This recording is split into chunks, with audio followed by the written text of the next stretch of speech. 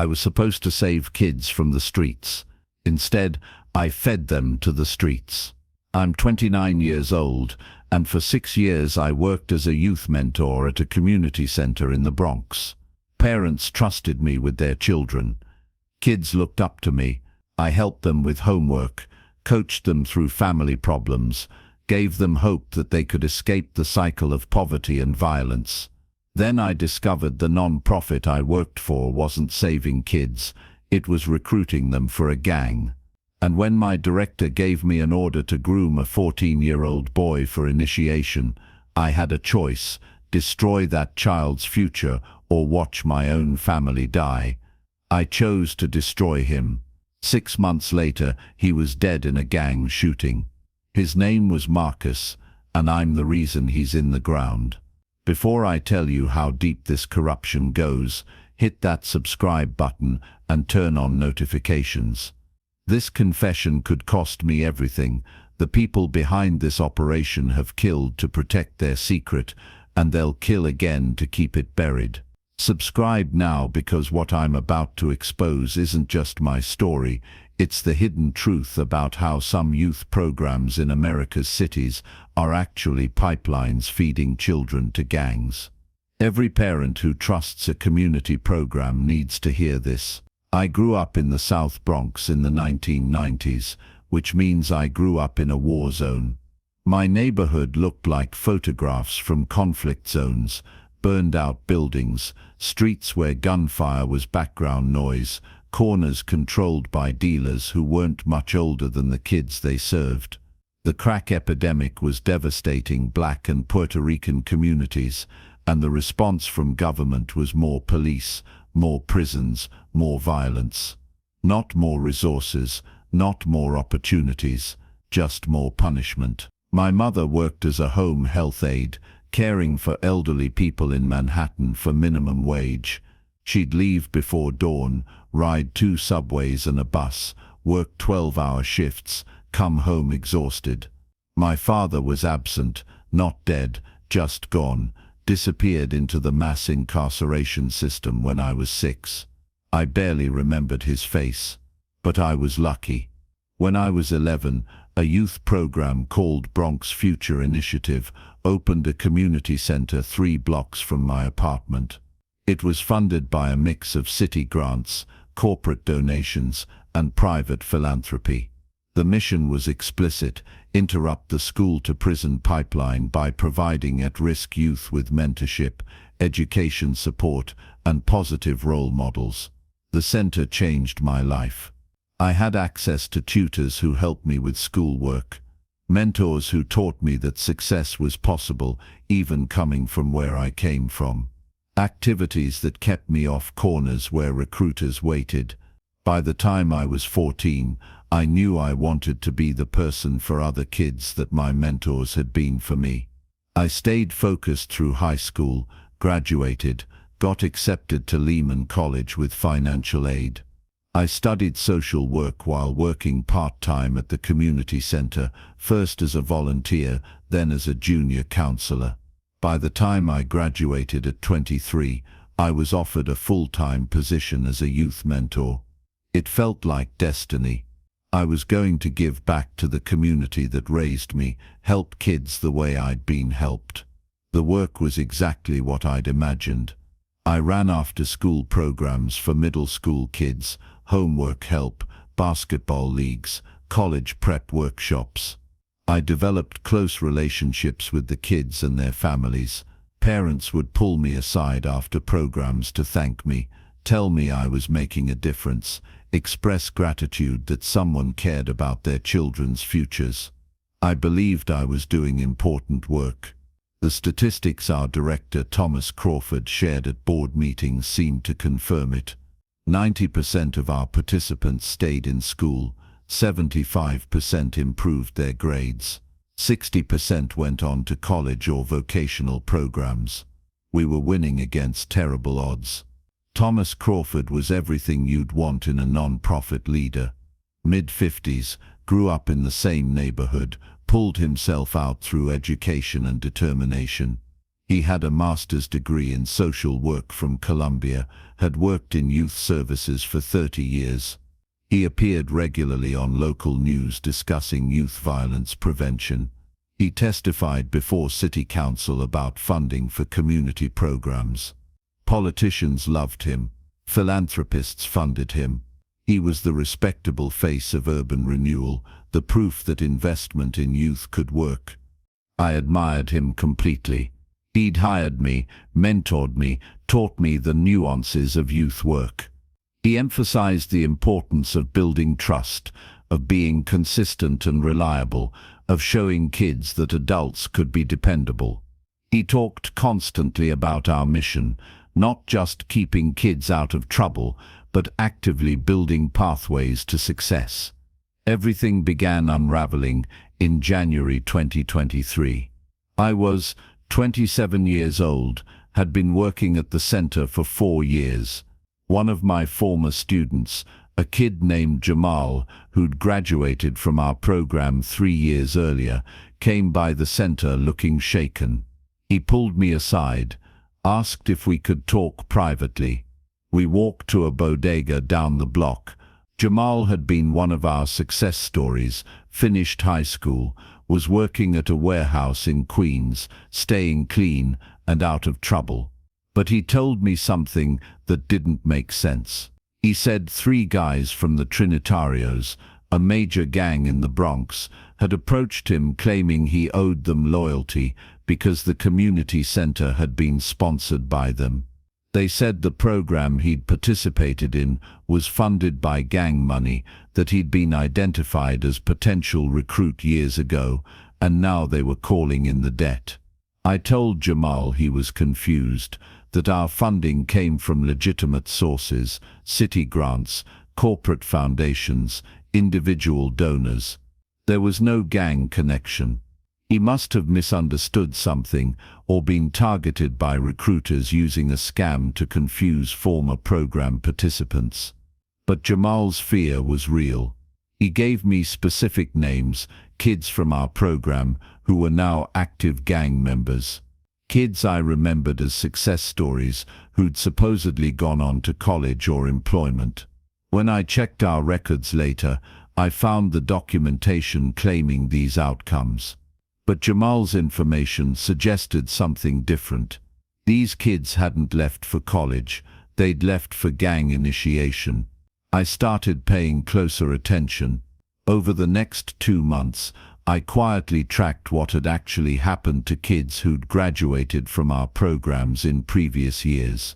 The pattern was disturbing. A significant percentage, maybe 30 or 40%, had ended up gang-affiliated despite our records claiming otherwise.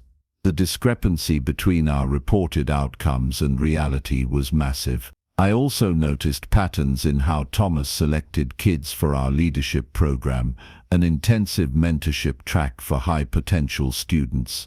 He favored kids with specific characteristics, natural leadership ability, athletic build, street credibility among peers, and most importantly family situations that made them vulnerable, single mothers, absent fathers, economic desperation. These were exactly the traits gangs looked for in recruits. In March I made the mistake of raising concerns with Thomas directly. I framed it carefully, suggesting maybe our follow-up data wasn't accurate. Maybe we needed better tracking systems to ensure kids really were succeeding after leaving our program. I expected him to be concerned, to want to investigate, to fix whatever data collection problems we had. Instead, his reaction was cold calculation. He thanked me for my diligence, said he'd look into it, and changed the subject. His demeanor shifted, not to anger, but to assessment, like I'd become a problem he needed to solve. 2 days later, he called me into his office for a closed-door meeting. He asked directly if I'd discussed my concerns with anyone else, other staff, board members, parents, media. I said no. I'd come to him first because I trusted his leadership. He seemed satisfied with that answer. Then he explained the reality I'd been too naive to see. The Bronx Future Initiative was indeed funded partially by gang money, specifically by the Trinitarios, laundered through shell companies and legitimate donors who unknowingly contributed to what they thought was purely charitable work. The center served multiple purposes. For most kids, it genuinely provided positive programming and legitimate pathways out of poverty. That was necessary for credibility, for maintaining funding, for the public image. But the real purpose, the profitable purpose, was talent identification and recruitment.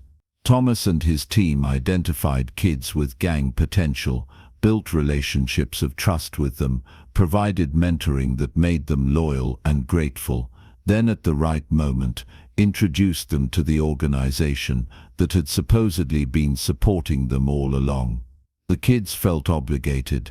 They'd been helped, now they owed. It was recruitment with a psychological seal of approval from trusted mentors. The genius was in the deniability. Most kids in the program never knew about the gang connection. Only selected targets were groomed for recruitment. The legitimate success stories provided cover for the operation. Parents trusted us completely because we genuinely helped so many kids. Law enforcement never looked at us because we appeared to be part of the solution, not part of the problem. Thomas explained all of this with the calm professionalism of someone describing a business model. He said I'd been valuable to the organization specifically because my authenticity was real. I genuinely believed in the mission, which made me effective at building trust with kids and families. But now that I understood the full operation, I had a choice to make. I could continue working for the center, knowing what I knew, participating in both the legitimate programming and the selective recruitment. In return, I'd receive substantial off-books compensation. My $50,000 annual salary would be supplemented with an additional $75,000 in cash. I'd move from useful idiot to conscious participant, or I could refuse, in which case I'd become a security risk that needed to be eliminated. Thomas didn't threaten explicitly. He simply noted that people who understood sensitive information about powerful organizations sometimes disappeared, that the Bronx was a dangerous place, that my mother still worked those early morning shifts riding subways when platforms were empty, and anything could happen. The message was clear: join or die. And joining meant doing whatever was necessary to protect the operation. I spent 3 days in agony. I told myself I could take the money, play along, maybe find a way to sabotage the operation from inside or gather evidence to eventually expose it. But I knew I was rationalizing. The truth was simpler and more shameful. I was choosing survival over morality, choosing to protect my life and my mother's life by betraying the kids I'd promised to help. I accepted Thomas's offer. The first cash payment arrived a week later, $75,000 in hundreds, delivered in a gym bag. Money that represented the price of my complicity. For 3 months I continued running programs while watching Thomas more carefully.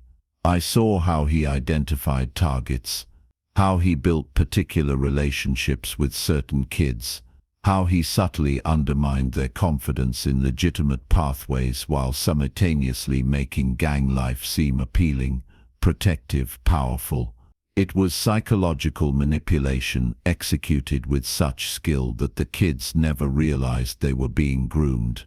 Then in July 2023, Thomas called me into his office and gave me my first direct recruitment assignment. There was a kid in our program named Marcus Williams, 14 years old, who'd been flagged as high priority. I knew Marcus well. He was one of my best students, a kid with exceptional potential, bright, natural leader, respected by peers from a single-mother household struggling economically.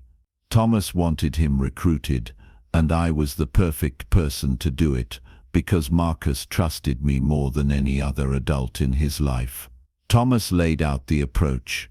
Over the next several months, I was to systematically redirect Marcus away from academic achievement and towards street credibility. Marcus had recently been accepted to Bronx Science High School, a prestigious specialized school with strong prospects for college. I needed to convince him to turn down that opportunity, make him feel like the academic path was abandonment of his community, that real strength came from staying in the neighborhood, protecting his own. Then I was to introduce him to certain older kids who'd graduated from our program, kids who were now gang-affiliated. Frame them as role models, success stories, people Marcus should emulate.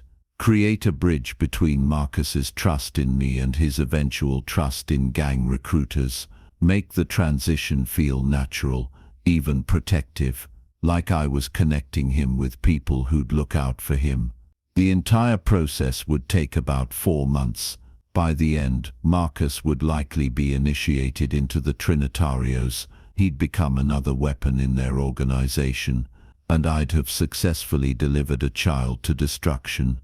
I felt physically sick receiving these instructions. Marcus was the kind of kid youth programs existed to save. He was exactly who I'd been at his age, smart, ambitious, vulnerable, needing guidance and support. Destroying his future felt like destroying my own younger self. But refusing meant death. Not hypothetical, metaphorical death. Actual bullets. Thomas made it clear that Marcus was being recruited regardless of my participation. If I didn't do it, someone else would, and I'd be eliminated as a security risk. My choice wasn't whether Marcus got recruited. My choice was whether I stayed alive while it happened. I chose life. I chose cowardice. I chose to betray everything I'd believed in to protect myself and my mother. The grooming process started subtly. When Marcus excitedly told me about his Bronx Science acceptance, I congratulated him but introduced doubt. I mentioned how hard the commute would be, how different the culture was, how few kids from the neighborhood succeeded there. I framed these as concerns from someone who cared about him, not sabotage. Over subsequent weeks, I amplified these doubts.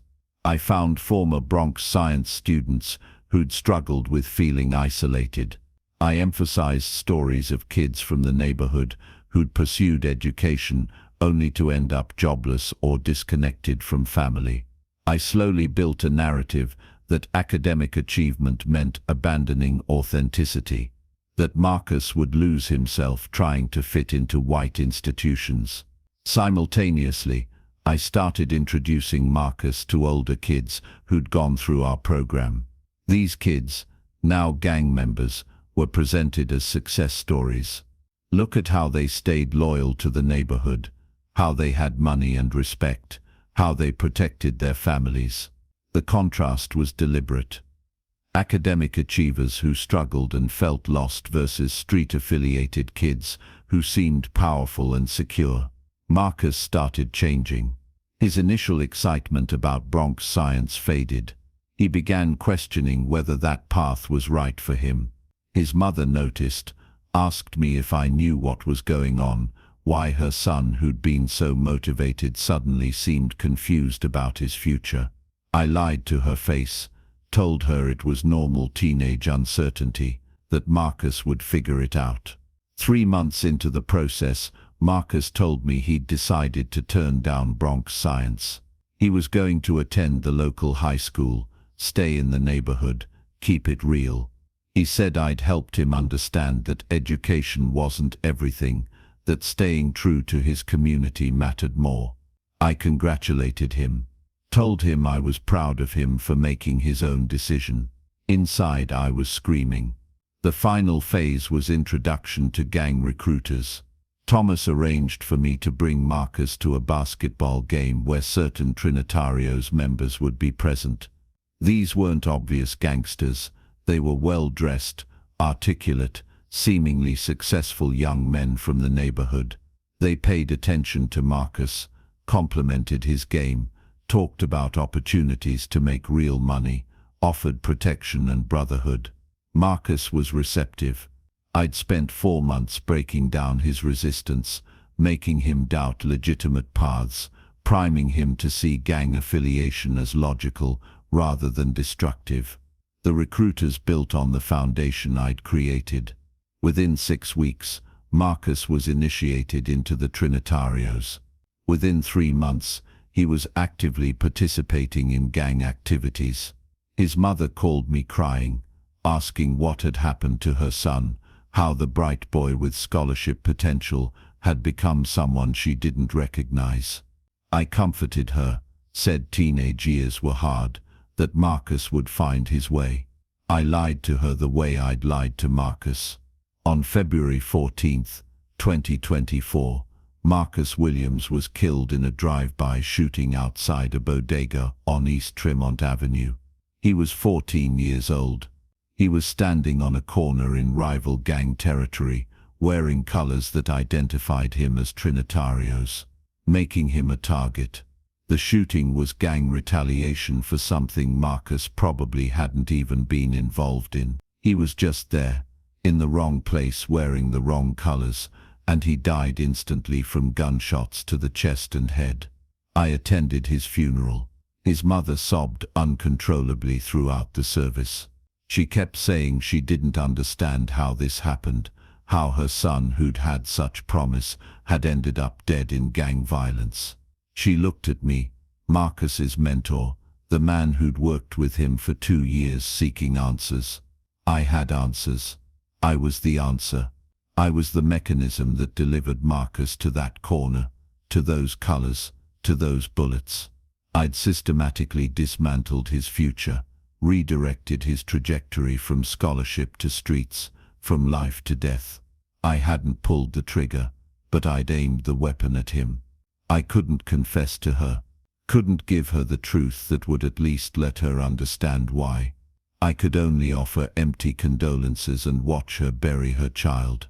After Marcus's death, I tried to quit. I told Thomas I couldn't do it anymore, that I needed to leave the center, find other work. He responded with cold logic. I knew too much. I'd participated too actively. I'd taken payment. Leaving would make me a security risk and a loose end. The only way I could stop working for the program was through death, mine or someone else's. He gave me a choice. Continue the work, take the money, live with the guilt, or try to leave and watch my mother die first, then die myself. He showed me surveillance photos of my mother's route to work, her schedule, the empty subway platforms where anything could happen. He made it clear the threat wasn't hypothetical, so I stayed. For the next year I continued running youth programs, continued identifying promising kids, continued receiving recruitment assignments and executing them with the efficiency born from experience and moral numbness. Marcus's death had broken something fundamental in me. If I was already damned, if his blood was already on my hands, what difference did more blood make? I recruited 4 more kids over the following year. None of them died like Marcus, but all of them ended up deeper in gang life than they would have without my intervention. I became efficient at the work, emotionally detached from the consequences. I told myself I was just a tool, that these kids would have been recruited anyway, that my participation didn't change outcomes. These were lies. I knew they were lies, but lies were all I had to make waking up possible. The operation worked perfectly until September 2024. A journalist from the New York Times investigating gang recruitment pipelines started asking questions about youth programs in the Bronx. She'd noticed statistical anomalies, centers with supposedly high success rates operating in neighborhoods where gang membership was actually increasing. She started connecting dots. Thomas learned about the investigation through his political connections. The response was immediate. The organization needed to shut down connections that could lead back to the gang funding and recruitment operation. That meant eliminating people who understood too much and could potentially cooperate with investigators. I was on the cleanup list. After Marcus's funeral, after recruiting 4 additional kids, after a year and a half of complicity, I'd outlived my usefulness. The cash payments that had seemed like reward now revealed themselves as evidence of my guilt. I was a witness who could expose everything, and more importantly, I was expendable. Thomas had other mentors, other programs, other recruitment pipelines. I was just one piece of a much larger machine. I found out I was targeted because another staff member, someone further inside the operation, warned me. He didn't do it from kindness. He did it because eliminating me would have required explaining my disappearance to families and kids who knew me, creating questions that could attract attention during a sensitive period.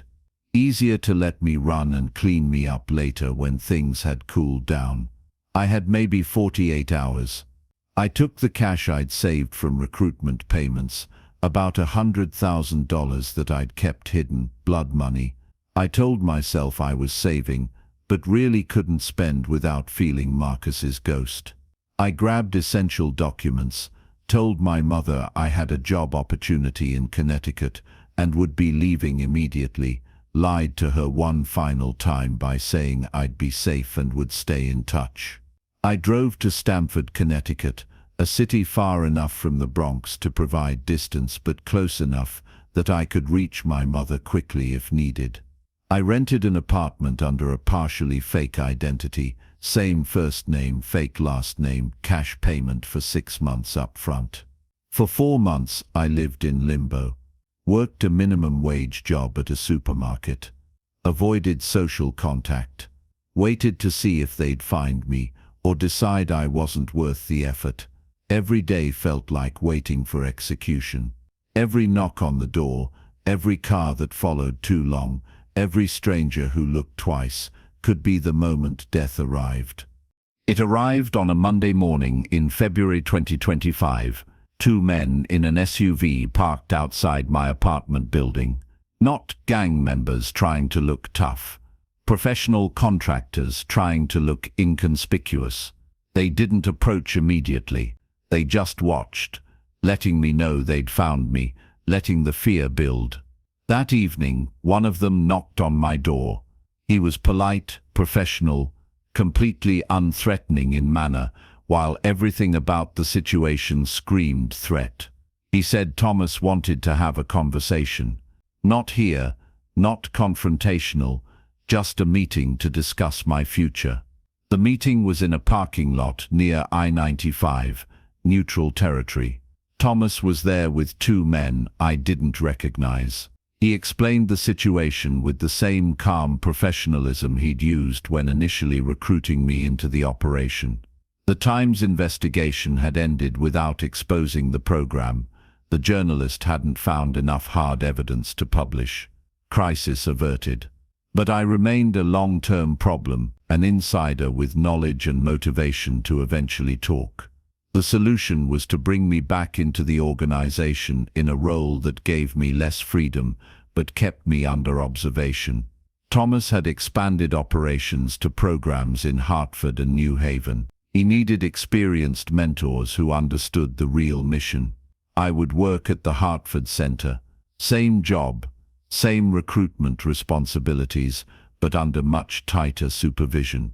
If I refused, the consequences would be immediate. My mother, who I'd been calling weekly from Stamford, would die in what would appear to be a random street crime. Then I would die. No negotiation, no appeals, just elimination of a problem. If I accepted, I'd continue living and working. My mother would remain safe, and I'd receive the same financial compensation. All I had to do was keep doing what I'd already been doing, identifying vulnerable kids and delivering them to predators. I accepted. I always accept. Survival is my only talent. I'm 29 years old. I work as a youth mentor at a community center in Hartford, Connecticut.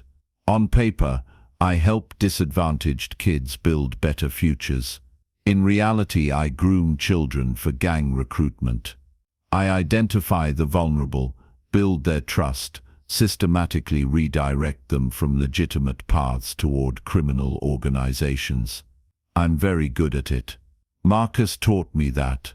Parents thank me at program events. Kids trust me. Local politicians cite our center as an example of effective community investment. The statistics we report show impressive outcomes: high school graduation rates, college acceptance, job placement. These statistics are carefully manufactured lies covering the real business model. The school-to-prison pipeline isn't just a metaphor or an accidental consequence of policy. In some cases, it's an intentional, profitable system. Youth programs designed to look like interventions are actually recruitment operations.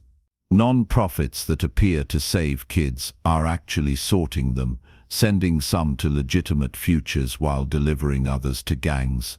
The kids who get recruited don't know they're being groomed. The parents don't know they're handing their children to predators. The donors don't know their charitable contributions fund criminal enterprises. And people like me, mentors who understand the real mission, perpetuate it because the alternative is death. We're trapped by our initial complicity, by the blood money we accepted, by the threats against people we love. We become weapons aimed at children, and we pull the trigger again and again because stopping would mean dying. Marcus Williams is buried in Woodlawn Cemetery in the Bronx. He's 14 forever. His gravestone says, "Beloved son taken too soon." His mother visits every Sunday. She still doesn't know I'm the reason she's visiting a grave instead of watching her son graduate high school, attend college, become the engineer he wanted to be. I carry Marcus's death every day. He's the first face I see when I wake up, and the last before I sleep. I've recruited 7 more kids since Marcus died. None have been killed yet, but all of them have had their futures stolen, their potential redirected toward violence and imprisonment. They're walking dead, and I'm the one who killed them. This confession is the only act of resistance I have left. I'm recording this anonymously, uploading it through networks Thomas doesn't control, releasing it, knowing it will likely end my life. But maybe if enough people hear this, if enough parents understand that some youth programs are traps, if enough investigators start looking at the funding sources and outcome statistics of community centers, maybe the pipeline can be disrupted. The Bronx Future Initiative still operates. Thomas Crawford still testifies before City Council. He still appears on news segments discussing youth violence prevention. The program still receives millions in funding from government grants and private philanthropy. And kids still get recruited through what looks like a mentorship relationship, but is actually predation. If this story opened your eyes to how some youth programs really operate, subscribe to this channel and hit that notification bell. Share this everywhere. These operations depend on nobody looking closely, on everyone trusting that youth programs are inherently good, on mentors like me staying silent out of fear. Your subscription matters because it means this truth reaches more people, because it might save a kid like Marcus before he ends up dead on a corner. Hit that like button. Every like pushes this story to more people. The algorithm doesn't care about justice, but it responds to engagement. Force people to see how predators use charitable organizations as cover. Force investigators to examine youth program outcomes more carefully. Don't let the system that killed Marcus keep operating unchallenged. My freedom is gone. My soul is gone. Marcus is gone. But this truth is yours now. If you have kids in youth programs, ask hard questions. Verify outcomes. Look at where funding comes from. Don't trust automatically just because an organization claims to help. Some of the people who say they're saving your children are actually delivering them to predators. My real name is Andre Jackson. I lied about nothing else in this confession. Marcus Williams was a real kid who died at 14 in gang violence after I groomed him for recruitment. The Bronx Future Initiative is a real program that still operates. Thomas Crawford is a real person who runs it. And I'm trapped in this system, recruiting more kids, unable to stop, waiting for the day they decide I'm more valuable dead than alive. If you're a kid in a youth program and something feels wrong about how your mentor talks about your future, trust that instinct. If someone who claims to care about you keeps pushing you away from education and toward street connections, recognize that as predation, not guidance. Don't let them do to you what I did to Marcus. And if you're a parent who's lost a child to gang violence and never understood how they got recruited, consider the possibility that someone they trusted, a mentor, a counselor, a youth worker, was actually the recruiter. The people who claim to be saving our kids are sometimes the ones destroying them. I should know. I'm one of them.